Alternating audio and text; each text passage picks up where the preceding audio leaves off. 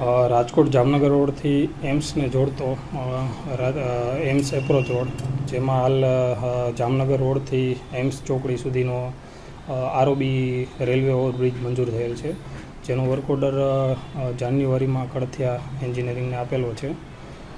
સદરુ સ્થળ ઉપર જે તે સમયે એસ્ટિમેટ બનેલું ત્યારે રેલવેનો એક ટ્રેક હયાત હતો.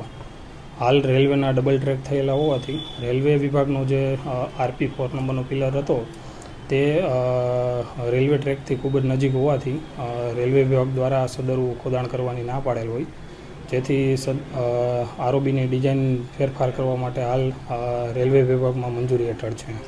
સદરુ જે 900 મીટરનો પોર્શન છે તેમાં એજન્સી દ્વારા વેટ મિક્સ નાખીને સમયાંતરે મરામત કરીને રોડને ટ્રાફિકેબલ રાખવામાં આવે છે. હાલ આરઓબીનો ડિઝાઇન ચેન્જ માટે જીએડી રેલવે વિભાગમાં મંજૂરી હેઠળ છે. રેલવે વિભાગમાંથી મંજૂરી મળ્યાથી માર્ગ અને મકાન વિભાગ માટે ગાંધીનગર મોકલવામાં આવશે.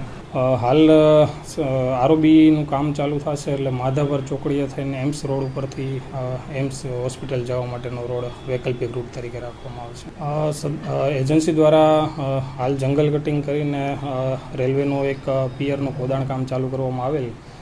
બીજા RP4 નંબર પિયરનું ખોદાણ કામ કરતાં રેલવે ટ્રેકની નજીક હોવાથી સદરુ ડિઝાઇનમાં ફેરફાર થવાનો હોવાથી કામગીરી બંધ કરવામાં આવેલ હતી.